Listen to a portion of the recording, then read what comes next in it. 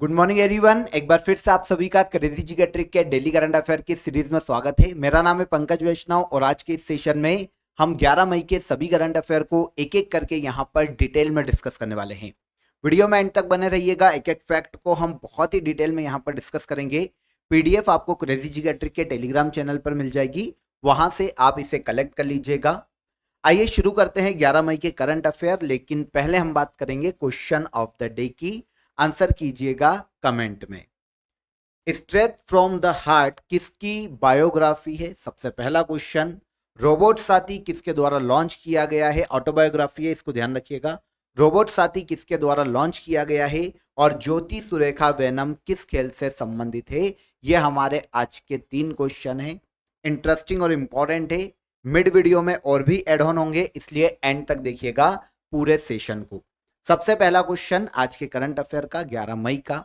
भारतीय नौसेना के कार्मिक प्रमुख मतलब चीफ ऑफ पर्सनल के रूप में किसने पदभार ग्रहण किया?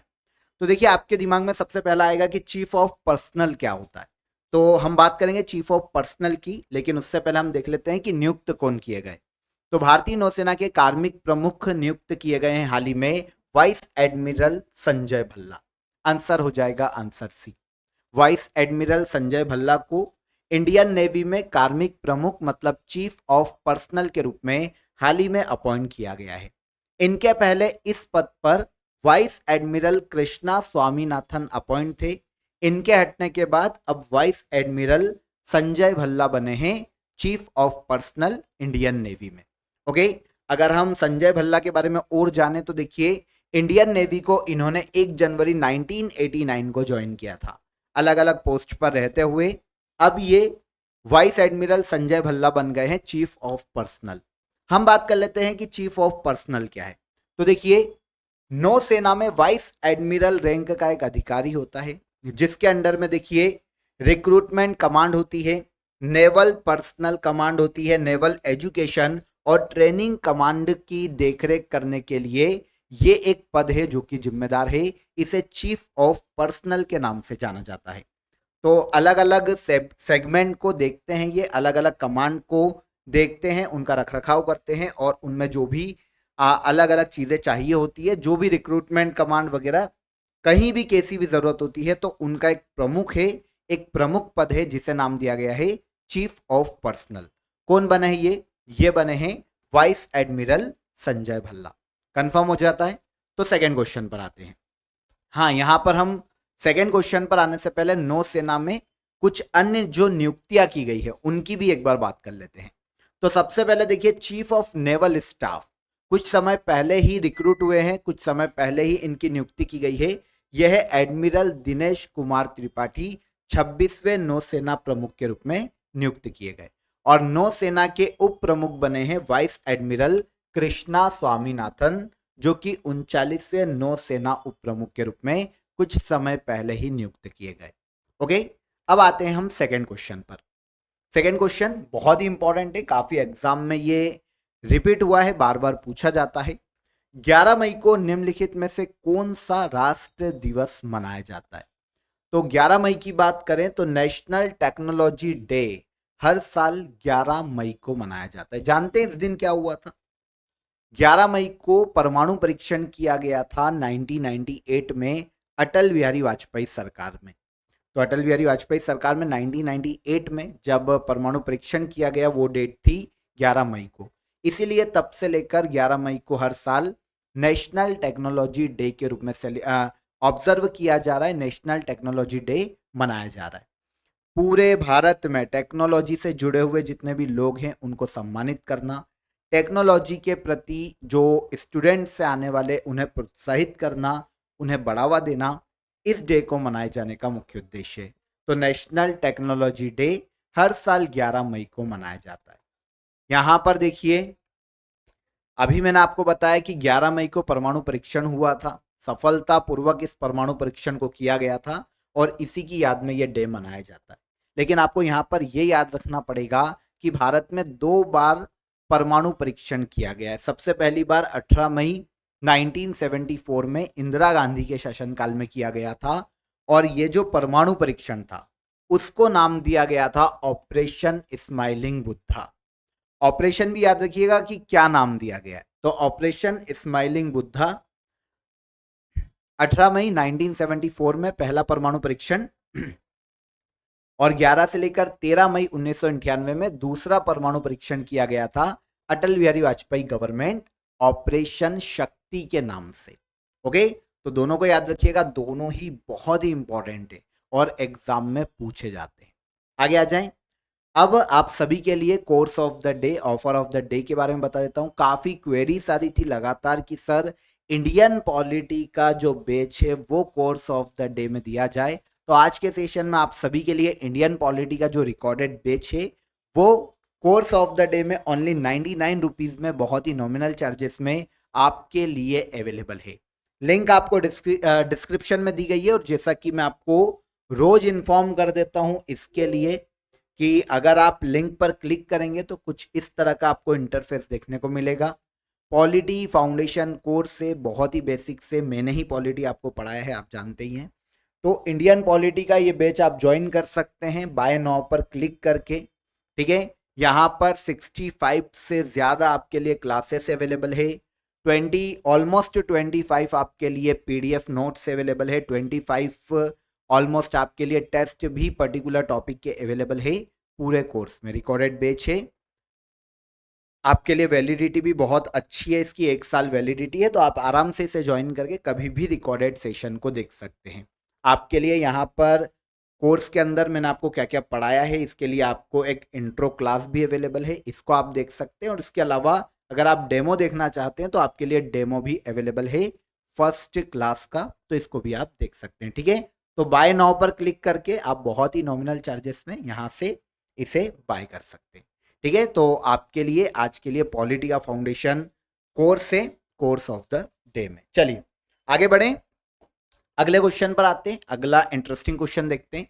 वैश्विक ऊर्जा थिंक टैंक एम्बर के अनुसार भारत दुनिया में सौर ऊर्जा के मामले में कौन से स्थान पर है? तो सोलर एनर्जी प्रोड्यूस करने के मामले में भारत वर्ल्ड में तीसरे स्थान पर है। और ये जो रिपोर्ट आई है ये वैश्विक ऊर्जा थिंक टैंक एम्बर की रिपोर्ट है। ठीक है, ग्लोबल एनर्जी थिंक टैंक है एम्बर, इसकी रिपोर्ट है। और इसकी रिपोर्ट के अनुसार सोलर एनर्जी के प्रोडक्शन में इंडिया वर्ल्ड में तीसरे स्थान पर है। ठीक है, वैश्विक ऊर्जा थिंक टैंक एम्बर ने जो रिपोर्ट जारी की उसका नाम है ग्लोबल इलेक्ट्रिसिटी रिव्यू 2024। ये भी क्वेश्चन आ सकता है कि ग्लोबल इलेक्ट्रिसिटी रिव्यू 2024 रिपोर्ट किसकी है? तो याद रखना किसकी है, ये वैश्विक ऊर्जा थिंक टैंक एम्बर की रिपोर्ट है। और इसके अनुसार 2023 में भारत तीसरे स्थान पर है सबसे ज्यादा सौर ऊर्जा के प्रोडक्शन में। अब बात आएगी कि सर पहले स्थान पर कौन? तो इस रिपोर्ट के अनुसार सबसे ज्यादा सोलर एनर्जी 2023 में प्रोड्यूस की है चाइना ने। ऑलमोस्ट 584 टेरावाट घंटे सोलर एनर्जी को प्रोड्यूस किया है चाइना ने। अमेरिका सेकेंड नंबर पर आता है 238 ऑलमोस्ट, ओके, ऑलमोस्ट 238 टेरावाट घंटे। और इंडिया की बात करें तो ऑलमोस्ट 113 टेरावाट घंटे का सोलर एनर्जी प्रोड्यूस किया है इंडिया ने।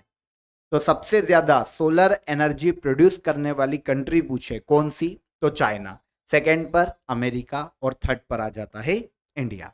रिपोर्ट किसकी है? तो रिपोर्ट है वैश्विक ऊर्जा थिंक टैंक एम्बर की। कंफर्म, यहां पर आपको यह चीज पता होना चाहिए कि 2024 में सोलर एनर्जी को बढ़ावा देने के लिए सेंट्रल गवर्नमेंट की एक बहुत ही इंपॉर्टेंट स्कीम आई थी। वैसे तो पहले भी काफी सारी आ चुकी है, लेकिन पीएम सूर्य घर मुफ्त बिजली योजना 2024 में फरवरी में लॉन्च किया गया था इस स्कीम को। और इसके तहत प्रतिमाह जो लाभान्वित परिवार है उन्हें 300 यूनिट तक फ्री बिजली प्रोवाइड करवाई जाएगी। तो पीएम सूर्य घर मुफ्त बिजली योजना सोलर एनर्जी को प्रोड्यूस करने के लिए इंडियन गवर्नमेंट ने 2024 में लॉन्च की है। इजी, आगे बढ़ेंगे। हाल ही में लॉर्सन एंड टर्बो ग्रुप का अध्यक्ष किसे नियुक्त किया गया? तो यहां पर लॉर्सन एंड टर्बो की या टर्बो की बात करें तो देखिए एल&टी ग्रुप भारत की एक मल्टीनेशनल कंपनी है जिसके हाल ही में नए अध्यक्ष नियुक्त किए गए हैं आर शंकर रमन।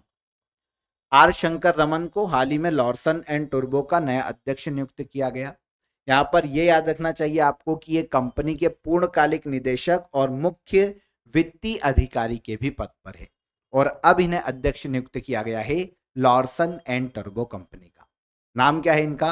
आर शंकर रमन। ठीक है, यहां पर जैसा कि अभी मैंने आपको बताया कि लॉर्सन एंड टर्बो एक भारत की एक मल्टीनेशनल कंपनी जो कि नॉर्मली देखिए टेक्नोलॉजी, इंजीनियरिंग या कंस्ट्रक्शन के क्षेत्र में डील करती है।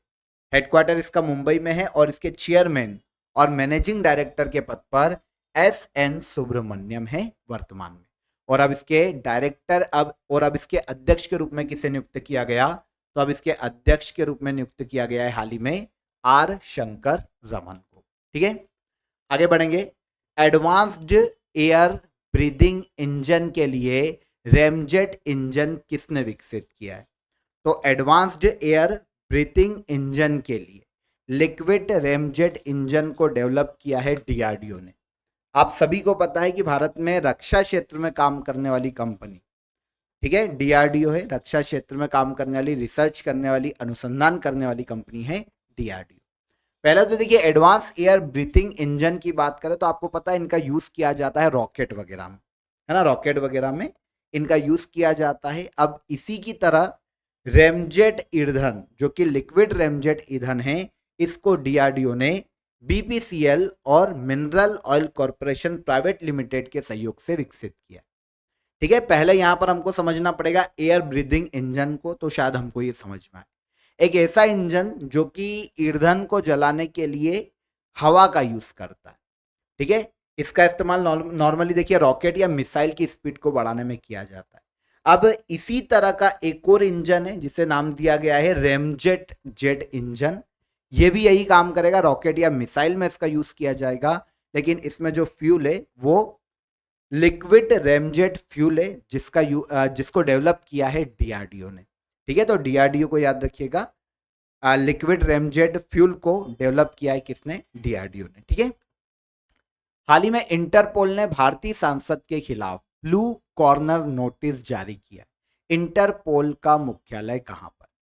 तो कर्नाटक के एक एमपी जो कि हाल ही में अभी दोषी तो नहीं पाए गए, लेकिन कर्नाटक के एक एमपी है जिनका नाम मुझे ध्यान नहीं आ रहा है, रेवन्ना उनका नाम है। ठीक है, प्रज्वल रेवन्ना। ओके, सरनेम रेवन्ना ही होगा, प्रज्वल रेवन्ना, प्रज्वल उनका नाम है। तो हाल ही में काफी महिलाओं ने उन पर एलिगेशन लगाया है उत्पीड़न का, तो इस कारण उत्पीड़न के एलिगेशन से पहले ही वो चले गए थे भारत के बाहर। तो इस केस में अब इंटरपोल ने इस भारतीय सांसद के खिलाफ, कर्नाटक से बिलोंग करते, ओके, इस भारतीय सांसद के खिलाफ ब्लू कॉर्नर नोटिस को जारी किया। यहां पर हमारा क्वेश्चन ये है कि इंटरपोल का हेडक्वार्टर कहां है? तो इसका हेडक्वार्टर फ्रांस के लियोन में देखने को मिलता है। इंटरपोल के बारे में आप सभी जानते हैं कि पूरे वर्ल्ड में जो अलग अलग देशों की पुलिस है उनके मध्य सहयोग स्थापित करने के लिए, तालमेल तालमेल स्थापित करने के लिए एक अंतरराष्ट्रीय संस्था है। इसे वर्ल्ड की पुलिस कहा जाता है। ठीक है, वर्ल्ड का पुलिसमैन कहा जाता है इंटरपोल को। इसका हेडक्वार्टर फ्रांस के लियोन में देखने को मिलता है।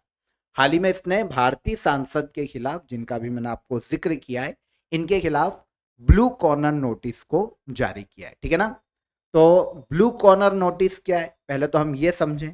तो देखिए, आपराधिक जांच के संबंध में किसी भी व्यक्ति की पहचान के बारे में और अधिक जानकारी एकत्रित करना और अधिक उसकी गतिविधियों को ट्रेस करने के लिए इंटरपोल के द्वारा ब्लू कॉर्नर नोटिस को जारी किया गया। तो इंटरपोल का हेडक्वार्टर से हमारा क्वेश्चन था, तो ये फ्रांस के लियोन में देखने को मिलता है। इंटरपोल क्या है? अभी मैंने आपको बताया, पूरे वर्ल्ड की जो पुलिस है उसके मध्य में सहयोग स्थापित करना, अपराध को नियंत्रित करने के लिए काम करने वाली ये संस्था है। ठीक है, इंटरनेशनल पुलिस की संज्ञा दी जाती है इसे। 1956 में इसकी स्थापना की गई थी, फ्रांस के लियोन में इसका हेडक्वार्टर है। 196 इसके मेंबर है और अहमद नासेर अल रेसी वर्तमान में इसके हेड के पद पर हैं, इसके प्रमुख हैं। चर्चा में रहा सोनाई रुपाई वाइल्ड लाइफ सेंचुरी किस राज्य में स्थित है? तो सोनाई रुपाई वाइल्ड लाइफ सेंचुरी हमें देखने को मिलता है भारत के असम राज्य में। ठीक है, अगर हम मैप पर देखें तो आप यहां पर देखेंगे, ये मैप है हमारा इंडिया का और ये पूर्वोत्तर में असम में है सोनाई रुपाई वाइल्ड लाइफ सेंचुरी। अभी सुर्खियों में क्यों है? तो देखिए, ये वाइल्ड लाइफ सेंचुरी है। नॉर्मली यहां पर जो अवैध गतिविधियां या किसी भी प्रकार की मानवीय गतिविधियां बैन होती है। लेकिन हाल ही में असम में एक तो इस सेंचुरी के अंदर मतदान केंद्र का भी निर्माण कर दिया गया, लोकसभा इलेक्शन है तो स्कूलों का भी निर्माण किया जा रहा है और अन्य निर्माण गतिविधियों को भी अनुमति दे दी गई है। अब नेशनल ग्रीन ट्रिब्यूनल, जो कि भारत में पर्यावरण के संरक्षण के लिए काम करने वाली और ऐसे मामलों का निपटान करने वाली संस्था है, इसने नोटिस जारी किया है और असम गवर्नमेंट को उन अधिकारियों का नाम का विवरण देने का कहा है जिन्होंने अनुमति दी है इन गतिविधियों के लिए। मतलब उन सभी जो अधिकारी है उन पर कार्रवाई की जाएगी। तो नेशनल ग्रीन ट्रिब्यूनल ने, ठीक है, असम के सचिव को कहा है कि भाई इन अधिकारियों की आप जानकारी दो सोनाई रुपाई वाइल्ड लाइफ सेंचुरी में जिन्होंने निर्माण गतिविधियों को अनुमति दे दी। तो हमारा क्वेश्चन तो सोनाई रुपाई वाइल्ड लाइफ सेंचुरी से था, किस राज्य में है? तो भारत के असम राज्य में, ठीक है। असम के सोनितपुर क्षेत्र में यह देखने को मिलता है और बुरही दिहिंग नदी इस अभ्यारण्य से होकर गुजरती है। हम नेशनल ग्रीन ट्रिब्यूनल की भी बात कर लेते हैं। तो राष्ट्रीय हरित अधिकरण अधिनियम 2010 के माध्यम से भारत में पर्यावरण के संरक्षण के लिए, वन और वन्य जीवन के संरक्षण के लिए ऐसी जो भी केसेस है उनके क्विक उन्हें निपटाया जा सके, इसलिए यह संस्था काम करती, ठीक है। अक्टूबर 2010 में इसकी स्थापना की गई थी और प्रकाश श्रीवास्तव वर्तमान में नेशनल ग्रीन ट्रिब्यूनल के चेयरमैन के पद पर है। ओके, नेक्स्ट क्वेश्चन, छोटा सा क्वेश्चन है। हाल ही में पोटैटो फेस्टिवल का आयोजन किस राज्य में किया गया? तो पोटैटो फेस्टिवल मनाया गया है भारत के नागालैंड राज्य में, ठीक है। नागालैंड जो कि भारत का पूर्वोत्तर का राज्य है, यहां पर नागालैंड के कोहिमा जिले के जखामा एक गांव है पर्टिकुलर, यहां पर आयोजित किया गया है पोटैटो फेस्टिवल। उद्देश्य क्या है? तो राज्य में पोटैटो के उत्पादन के प्रति लोगों को जागरूक करना, वहां के किसानों को पोटैटो की जैविक खेती के प्रति प्रोत्साहित करना, पोटैटो फेस्टिवल को आयोजित किए जाने का मुख्य उद्देश्य। कहां आयोजित हुआ? भारत के नागालैंड राज्य में। नेक्स्ट क्वेश्चन, हाल ही में टार्डीग्रेड प्रजाति का नाम चंद्रयान 3 के ऊपर बेटिलिप्स चंद्रायणी रखा गया है। टार्डीग्रेड प्रजाति की खोज भारत के किस राज्य में की गई जिसका नाम रखा गया है चंद्रयान 3 के नाम पर? इस टार्डीग्रेड प्रजाति की खोज भारत के किस राज्य में हुई? तो इसकी खोज की गई है भारत के केरल राज्य में। यहां पर यह समझिए कि यह प्रजाति क्या है, तो यह समुद्री जीव है, ठीक है। टार्डीग्रेड प्रजाति समुद्री जीव है जिसकी हाल ही में खोज की गई है, एक अलग सी प्रजाति खोजी गई है और इसको चंद्रयान 3 के नाम पर बेटिलिप्स चंद्रायणी नाम दिया गया। खोज हुई है केरल के कोच्चि में Cochin university of science and technology के जो वैज्ञानिक हैं उन्होंने समुद्री जीव विज्ञान विभाग के इस संस्था के जो समुद्री जीव विज्ञान विभाग के शोधकर्ता हैं, जो वैज्ञानिक है, उन्होंने खोजा है इस प्रजाति को, ठीक है ना। कहां पर? क्वेश्चन हमारा ये था, तो केरल के कोच्चि में। तमिलनाडु के तट से नई टार्डीग्रेड प्रजाति की खोज की गई जिसका नाम चंद्रयान 3 मिशन के नाम पर बेटिलिप्स चंद्रायणी रखा गया। यहां पर आप इमेज देखेंगे तो आपको पता चलेगा एक समुद्री जीव है। ये क्या है इसकी भी बात कर लें। तो टार्डीग्रेड्स देखिए सूक्ष्म बहुकोशीय जीव होते हैं, आमतौर पर क्योंकि समुद्र में पाए जाते हैं, महासागरीय क्षेत्रों में पाए जाते हैं, इसीलिए इन्हें जल भालू या मॉस पिगलेट के नाम से जाना जाता है, ठीक है। तो हाल ही में टार्डीग्रेड की एक प्रजाति की खोज की गई है केरल के कोच्चि में और इसे नाम दिया गया है बेटिलिप्स चंद्रायणी। कहां खोजी गई? केरल के कोच्चि में। आगे बढ़े, आज के करंट अफेयर का सबसे लास्ट क्वेश्चन, हाल ही में किस देश के क्रिकेट खिलाड़ी कॉलिन मुनरो ने संन्यास की घोषणा की है? तो कॉलिन मुनरो की अगर हम बात करें तो ये न्यूजीलैंड के क्रिकेट खिलाड़ी हैं जिन्होंने हाल ही में इंटरनेशनल क्रिकेट से संन्यास की घोषणा की। कहां के हैं? न्यूजीलैंड। देखें डिटेल, न्यूजीलैंड के क्रिकेट खिलाड़ी कॉलिन मुनरो ने इंटरनेशनल क्रिकेट से संन्यास ले लिया। देखिए नॉर्मली मैच कितने खेले ये क्वेश्चन नहीं पूछे जाते, पर फिर भी अगर हम देखें तो तीनों ही फॉर्मेट में 123 इंटरनेशनल मैच इन्होंने खेले हैं और 3000 से ज्यादा रन बनाए। इंपॉर्टेंट ये फैक्ट नहीं है तो केवल इतना याद कर लो कि कॉलिन मुनरो जिन्होंने हाल ही में इंटरनेशनल क्रिकेट से संन्यास लिया है, किस देश के खिलाड़ी है? तो ये न्यूजीलैंड के क्रिकेट खिलाड़ी हैं। डन। तो यहां पर 11 मई के सभी करंट अफेयर फिनिश हो जाते हैं, डिटेल में हमने समझा। अब हम बात करते हैं लास्ट डे के जो करंट अफेयर हमने डिटेल में समझे थे उनके रिवीजन की। एक बार नजर डाल लेते हैं कि हमने क्या पढ़ा था। 100 अरब डॉलर का रेमिटेंस प्राप्त करने वाला दुनिया का पहला देश कौन बना? तो कौन बना था? ये इंडिया। पढ़ा था कल के सेशन में। जॉन स्वाइनी को किस देश का प्रथम मंत्री नियुक्त किया गया? तो ये प्रथम मंत्री बने हैं कहां के? स्कॉटलैंड, जो कि ग्रेट ब्रिटेन के उत्तर में स्थित है। यूनाइटेड नेशन द्वारा किस दिन को विश्व फुटबॉल दिवस के रूप में मनाने की घोषणा की गई? तो यह है 25 मई। आर्मी वेलफेयर प्लेसमेंट ऑर्गेनाइजेशन शिखर सम्मेलन 2024 का आयोजन कहां किया गया? तो यह आयोजित की गई है नई दिल्ली में। हेनले एंड पार्टनर्स और फर्म न्यू वर्ल्ड वेल्थ की रिपोर्ट के अनुसार दुनिया के टॉप 50 सबसे अमीर शहरों में भारत के कितने शहर शामिल है? तो 2 शहर मैंने आपको कल बताए थे, एक है मुंबई और एक है दिल्ली, है ना। किस राज्य सरकार ने पिरुल लाओ पैसे पाओ अभियान की शुरुआत की? पिरुल लाओ पैसे पाओ अभियान ये शुरू किया है उत्तराखंड सरकार ने। अभी जंगल की आग से भी जूझ रहा है उत्तराखंड, है ना। अभी अगर आप पेपर पढ़ेंगे, न्यूज़ देखते होंगे, तो जंगल की आग भी लगी, उसमें एक बहुत बड़ा बड़ा कारण पिरुल का भी, कल मैंने आपको बताया था, सूखे पत्ते हैं। AI spoke person Victoria she किस देश में लॉन्च की गई? तो ये स्पोक पर्सन लॉन्च किया है यूक्रेन ने, जो कि गवर्नमेंट रिप्रेजेंटेटिव के रूप में काम करेगा यूक्रेन में। नाम है इसका एआई स्पोक पर्सन का विक्टोरिया शी।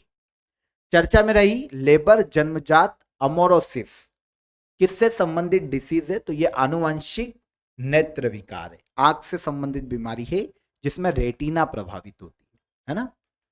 चर्चित दारफूर संकट किस देश से संबंधित है? तो दारफूर संकट देखने को मिलता है सूडान में। सूडान का पश्चिमी हिस्सा दारफूर है, जो कि भूखमरी के कारण, क्योंकि गृह युद्ध है तो भूखमरी संकट यहां पर बढ़ गया। लास्ट क्वेश्चन क्या था? चर्चा में रहा किनमेन आइलैंड किस महासागर में स्थित है? तो यह स्थित है प्रशांत महासागर में। किस देश का आइलैंड है? अगर क्वेश्चन ये आता तो कमेंट में बताना, किनमेन आइलैंड किस देश का आइलैंड है, कल ही बताया मैंने। चलिए लास्ट डे के क्वेश्चन ऑफ द डे का आंसर ले लेते हैं। प्रधानमंत्री नरेंद्र मोदी को order of the Druk Gyalpo से सम्मानित किया गया। किसका सर्वोच्च नागरिक सम्मान है? भूटान का। वर्ल्ड ट्यूबरक्लोसिस डे कब मनाया जाता है? 24 मार्च को, 24 मार्च को। जिब्राल्टर जल संधि किन 2 स्थलों को अलग करती है? तो यह मोरक्को, जो कि अफ्रीका महाद्वीप में, और स्पेन, जो कि यूरोप महाद्वीप में। तो अफ्रीका और मोरक्को और स्पेन को अलग करती है जिब्राल्टर जल संधि, है ना। तो ये 3 क्वेश्चन थे। एक कमेंट ले लेते हैं यहाँ पर। मनोहर का कमेंट बिल्कुल सही आया है, बीच में इन्होंने जो मिड वीडियो में मैंने आपसे क्वेश्चन पूछे उनका भी आंसर किया है। वैसे सभी स्टूडेंट ने किया है, पर हम यहाँ से ले लेते हैं। Order of the Duke Gyalpo Bhutan का नागरिक सम्मान है, जो कि दिया गया नरेंद्र मोदी को। वर्ल्ड ट्यूबरक्लोसिस डे 24 मार्च। जिब्राल्टर जल संधि मोरक्को और स्पेन को अलग करती है। एक क्वेश्चन मैंने आपसे स्वेज नहर से पूछा था, किन 2 सागरों को जोड़ती है? तो लाल सागर और भूमध्य सागर को जोड़ती है स्वेज नहर।